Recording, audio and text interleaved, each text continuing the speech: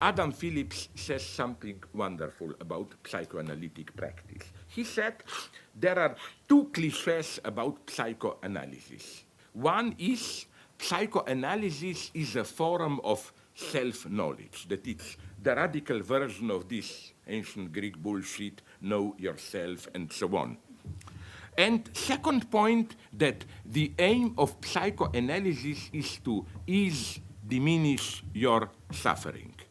I mean, this seems absolutely obvious. You suffer, traumas, symptoms, whatever. Psychoanalysis gives you a deeper understanding of yourself.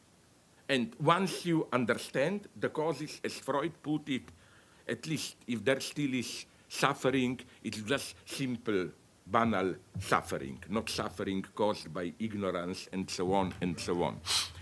Adam Phillips, in a wonderful way, I think that's my dream, that Adorno would have loved this, reject both. He said, no, this obsessive desire to know yourself is in itself a pathology. But wait a minute, he's not a new ager. His point is not this, like, don't think, just do it spontaneously and so on. No, for him, the opposition of knowing yourself is not just act intuitively. It's something different. His point is, instead of probing into yourself, dedicate yourself to an external cause. You are not cured when you are satisfied, oh my God, now I can tell a complete story about myself, I know it. But when you simply, you don't matter to yourself, you fight for something. It can be progressive politics, you are a fanatical artist, scientist, politician, inventor, lover, whatever you want. But this is the point, that the goal of psychoanalysis is precisely to bring you to the point where you can finally forget about that piece of bullshit that is yourself or myself, and finally work for a cause. And second thing, here Adam Phillips is even more refined. He says a wonderful thing. My God, that's Hegelian spirit. He says that, because he's also a practicing analyst, and he says that when he sees that after a session, 50 minutes, he's not this Lacanian cheater, but the traditional one, no? That, although I must say I understand Lacan, I never could even imagine myself being an analyst, but I would certainly be for short sessions, and you can imagine why.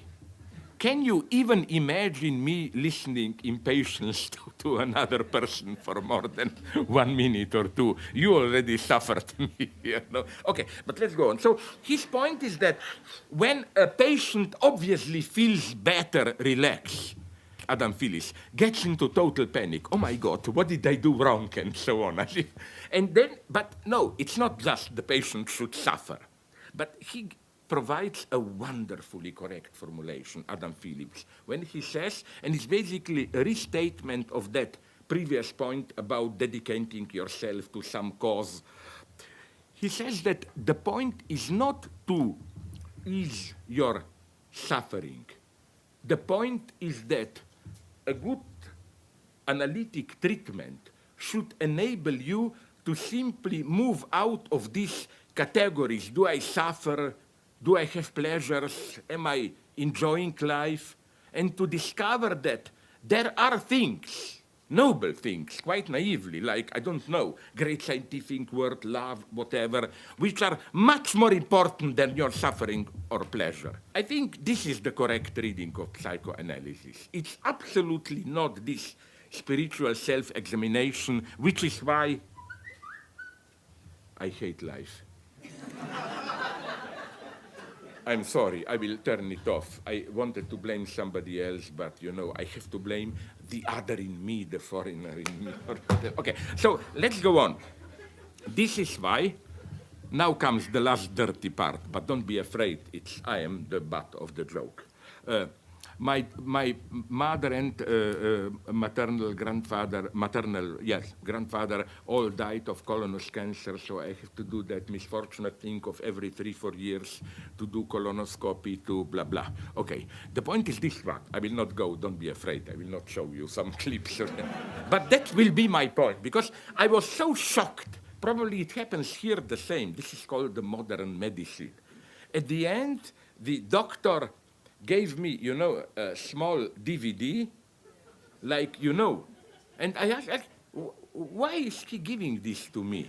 Does he think that I will invite friends, forget about a nice blockbuster, why don't we look the inside of my ass or whatever, That's what's wrong about it. I don't want to know the inside of myself. I don't want to know it psychologically and bodily even less. And it's wonderful when you spoke about disgust. Disgust is not radical otherness. Disgust is when this thin skin or whatever line of separation breaks down and the inside comes outside. That's the moment of disgust.